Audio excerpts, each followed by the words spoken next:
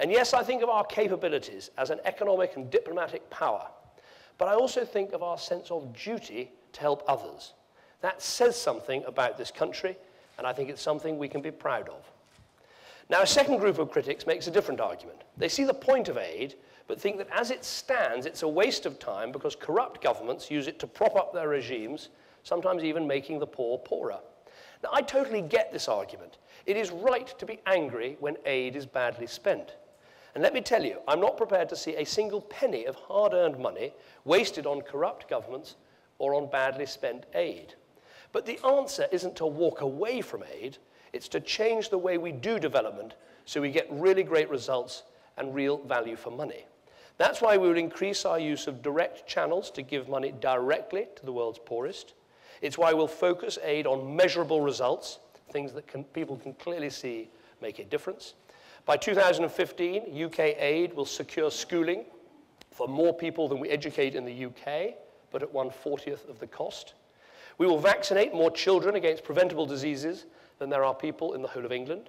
Measurable, cost-effective, life-saving aid. And it's why we put such a focus on improving the transparency and accountability of our aid program. Incredible as it may seem, but just 12 months ago, government did not publish details of how our development money was spent. We've changed that. Today, people all around the world can go online and see every item of DFID spending over £500 and see evaluations of the impact of that spending. Over the next 12 months, we'll go even further.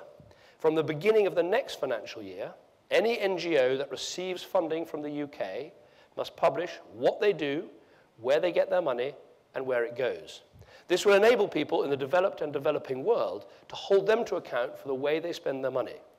And over time, we will apply this principle to recipient governments too. Sunlight is the best disinfectant, and we're shining the spotlight on aid funding like never before.